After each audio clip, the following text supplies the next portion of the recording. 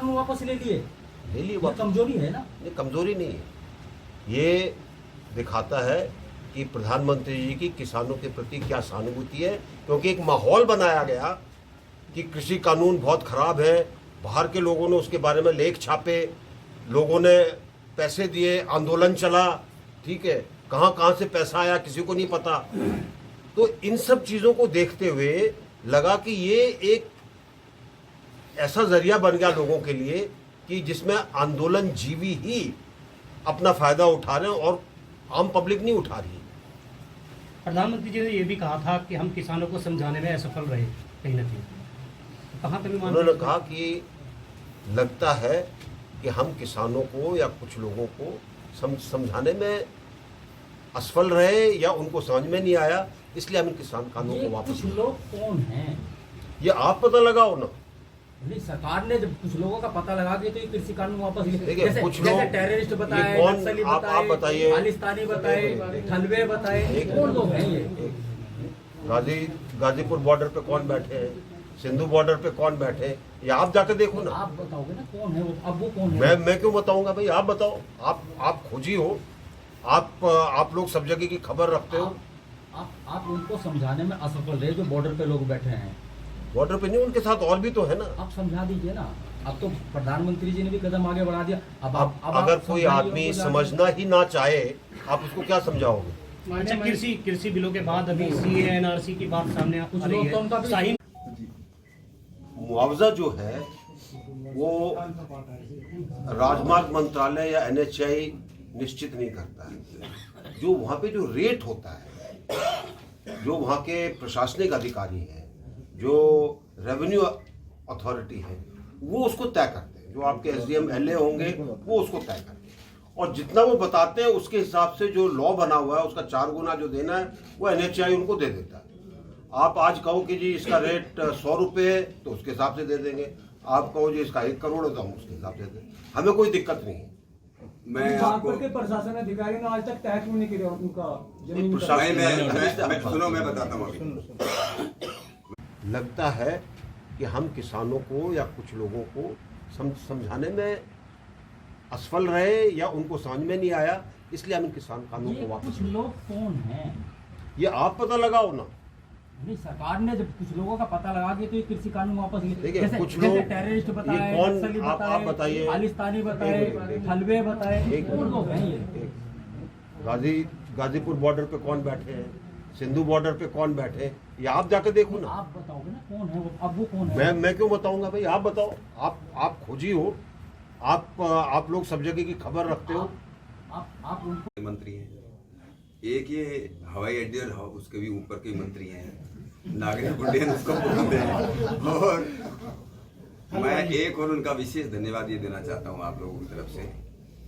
हम दिल्ली से जब आते हैं और लोनी उस पर बॉर्डर पे पहुंचते हैं, जिसको हम खजूरी पास बोलते हैं, उस खजूरी पास की रोड जो है जो पहले दिल्ली जाते हो कितनी खराब थी, अब चौड़ी भी हो गई, चौड़ी भी हो गई, अच्छी भी बन गई।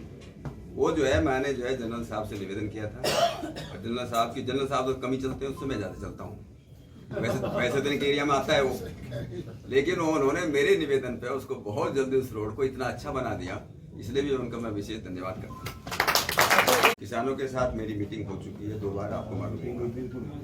प्रशासन के साथ भी, डीएम के साथ, एडीएम के साथ भी मीटिंग हो चुकी है।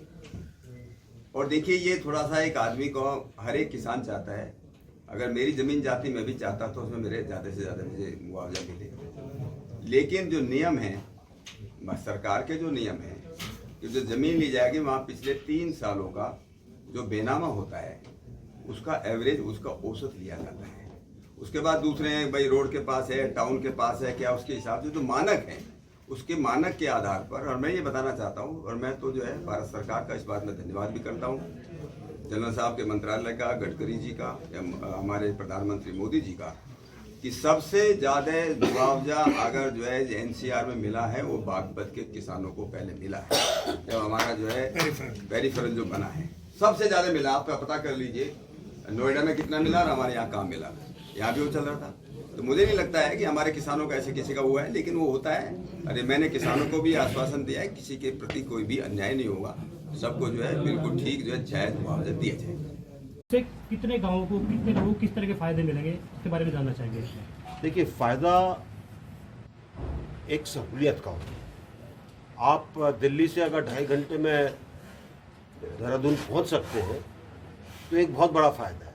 अब रास्ते के अंदर जो गांव हैं वो इस चीज़ का कैसे उपयोग करते हैं, वो उनके ऊपर मुनस्सर करेगा। ये कहना चाह रहे हैं जिस तरीके से ये आगे Delhi Dehradun highway, green highway बनने जा रहा है, इनके साइड में जो ग्रामीण क्षेत्र है, जो जमीन है, क्या मंडियाँ डेवलप होंगी, उद्योग क्षेत्र डेवलप होंगे, जिससे देखिए वो क्या कोई ऐसा प्लान है, ऐसा कोई प्रोजेक्ट है? अभी तक सिर्फ रोड के बारे में सोचा गया था कि एक ग्रीन एक्सप्रेस वे बनेगा। अब ये जो सुझाव है आपके, ये आप सुझाव दीजिए कि जी हमारे यहाँ पर गन्ना ज़्यादा होता है, गन्ने की मंडी जो है वो यहीं से कोई उठाए उसको, या हम फलां जगह पर ये उद्योग लगाना चाहते हैं, वो आएगा, धीरे धीरे आएगा, लेकिन वो निश्चय आपने करना है। सरकार किसी के ऊपर थोप नहीं सकती, वो निश्चय आपके अंदर से आना चाहिए। सरकार ने तो कनेक्टिविटी में कमी रही है।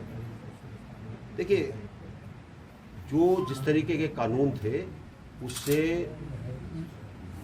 छोटे किसान और ऐसे किसान को जो कि जिसकी बहुत कम ज़मीन है उसको ज़्यादा फायदा है। अब कुछ लोग नहीं मानना चाहते, उसके अंदर हम कुछ नहीं कर सकते। प्रधानमंत्री जी ने कहा है कि भाई हमने हित के लिए बनाए थे, लोग बाग नहीं मानना चाहते, उसको हम वापस लेते हैं। देखिए, जब ये कानून बनाए गए थे, तमाम मंत्री, विधायक, एमएलए, कार्यकर्ता, सबको सरकार और जो संगठन के लोग थे गांव की तरफ भेज दिया कि इन कानूनों के फायदे गिनवाओ। अब कानून वापस ले लिए, अब इसके कौन से फायदे गिनवाओगे? फायदे तो गिनवा दिए ना। वापस लेने के क्या फायदे गिनवाओगे? वापस किस लिए लिए, प्रधानमंत्री जी ने बता दिया। नहीं ना, क्या बात करूं, प्रधानमंत्री जी ने अपने भाषण में बोला। प्रधानमंत्री जी ने सिर्फ इतना कहा कि हम सही स्थिति देखी जाए और संबंधित अधिकारियों को निर्देश दिए जाएं कि उसको ठीक करें।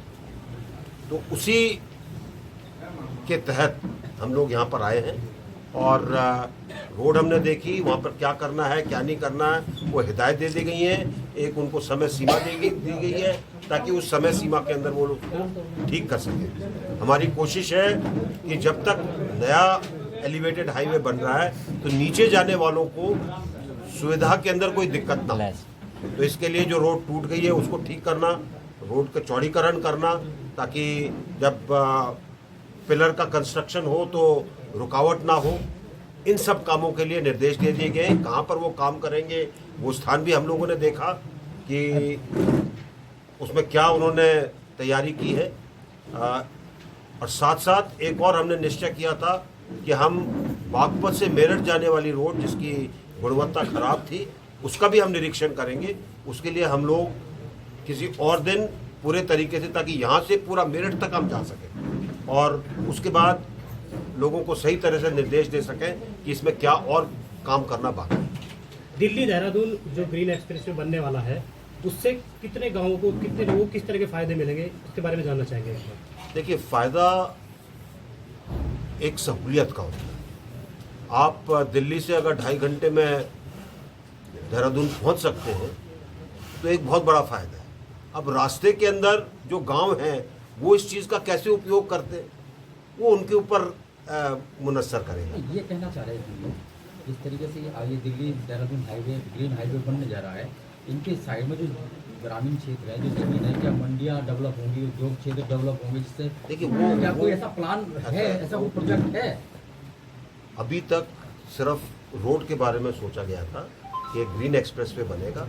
अब ये जो सुझाव है आपके, ये आप सुझाव दीजिए कि जी हमारे यहाँ पर गन्ना ज़्यादा होता है, गन्ने की मंडी जो है वो यहीं से कोई उठाए उसको, या हम फलां जगह पर ये उद्योग लगाना चाहते हैं, वो आएगा, धीरे धीरे आएगा। लेकिन कह दिया प्रधानमंत्री। देखिए, इस चीज़ को अगर आप देखेंगे राघव जी, शायद पहली बार सरकार ने कोई कानून के लिए कहा हो कि हम उसको वापस लें, पहली बार। और बहुत सम्मानजनक तरीके से प्रधानमंत्री जी ने कहा कि देखिए हमने जो कानून बनाए थे वो हितकारी कानून थे, लेकिन अगर लोग बात नहीं मानते हम उनको वापस लें, हमें कोई वो नहीं।